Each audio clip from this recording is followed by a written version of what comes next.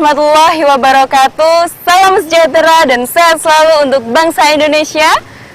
Alhamdulillahirrabbilalamin. Kembali lagi bersama saya Rahmawati dalam acara Jejak Islam. Kali ini Rahma sedang berada di alun-alun Pancasila, Kota Salatiga. Pemirsa, kali ini Rahma akan mengajak pemirsa untuk menyambangi masjid tua yang ada di Kota Salatiga. Saat ini Rahma akan menuju ke Masjid Damarjati. Seperti apa bangunan dan filosofinya? Mari ikutin terus Jejak Islam.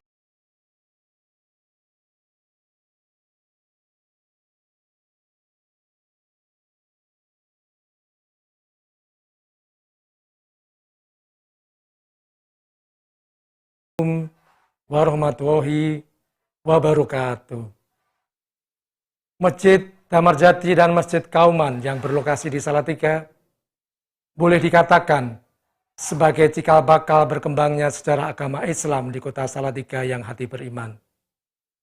Sebagai kota yang memperoleh julukan sebagai kota tertoleran se-Indonesia, maka jejak Islam melalui kedua bangunan cagar budaya tersebut di Salatiga tidak terlepas kontribusinya telah mewujudkan daya saing Salatiga menuju kota wisata religi. Oleh sebab itu, kami atas nama Dinas Kebudayaan dan Pariwisata Kota Salatiga menghimbau, di era pandemi COVID-19 ini, marilah segenap jamaah yang akan memakmurkan masjid tersebut tetap mengedepankan protokol kesehatan secara disiplin dan ketat tanpa mengurangi hak kita untuk bertakwa kehadirat Allah Subhanahu wa Ta'ala. Terima kasih. Assalamualaikum warahmatullahi wabarakatuh.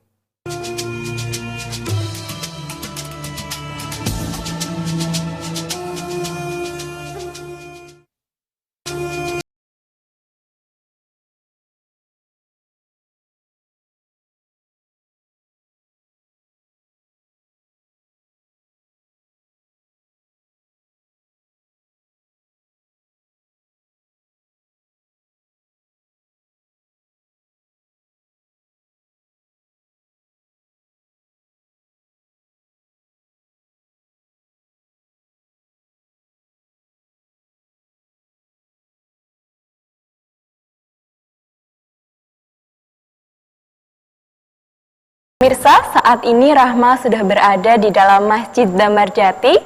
Saat ini Rahma sudah bersama dengan Bapak Haji Sumadi. Bapak, saya Rahmawati.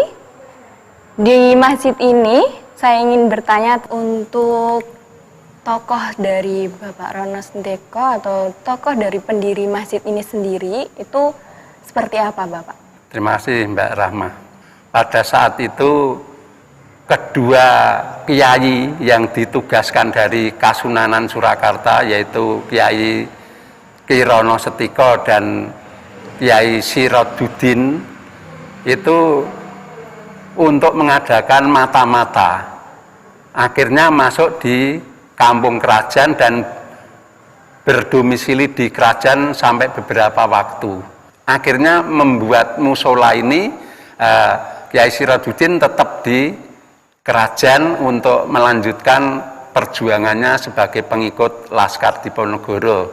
Oh, baik Bapak, untuk peninggalan dari Masjid Damarjati ini yang masih ada saat ini kira-kira apa ya Pak? Peninggalan sampai saat ini memang dulu tidak ada bahan atau alat, hanya sebuah beduk dan suro itu. Dan suro itu sekarang menjadi masjid.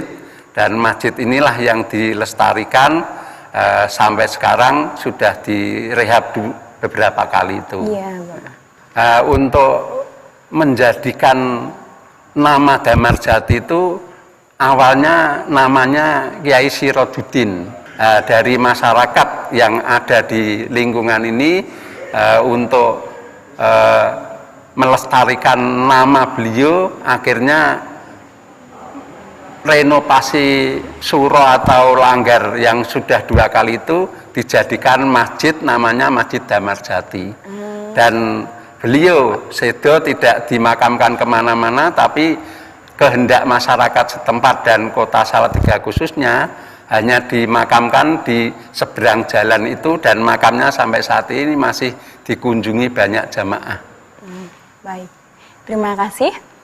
Iya pemirsa, itu tadi sejarah dari Masjid Damarjati, yang dimana kedua masjid ini adalah menjadi cikal bakal perjalanan Islam yang ada di kota Salatiga. Ya baik Bapak, jika saya ingin melihat makam dari pendiri sini, apakah bisa Bapak kira-kira? Bisa, saya bisa mengantarkan, mari saya antarkan. Sekedar Bapak. Ya pemirsa, dari cerita atau sejarah berdirinya Masjid Damarjati ini, semoga bisa mengedukasi pemirsa. Sebelumnya kita akan melanjutkan perjalanan kita, yaitu menuju ke makam pendiri dari Masjid.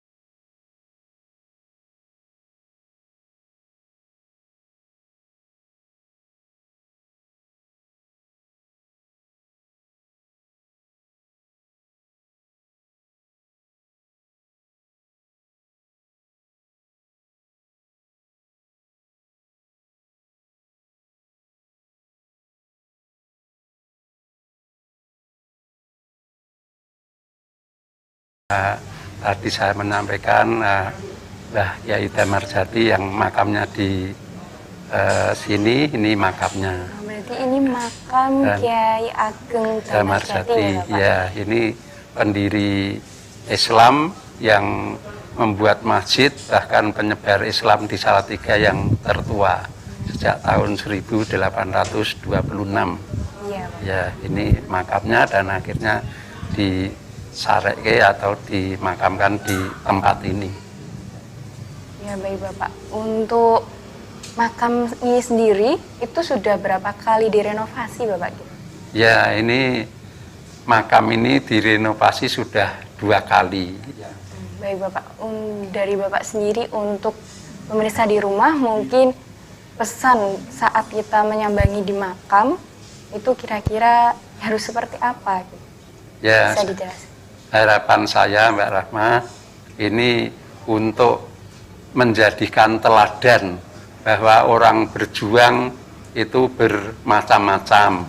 Nah, ini perjuangan Mbah Kyai Damarjati itu sungguh sangat mulia, karena saat itu mengikuti Pangeran Diponegoro itu harapannya untuk melawan penjajah, untuk merebut kemerdekaan khususnya bangsa Indonesia. Maka harapan saya, marilah kita selalu bisa mengikuti jejak Mbah Kyai Damarjati yang menjadi laskarnya Pangeran Diponegoro pada saat itu. Iya, Bapak.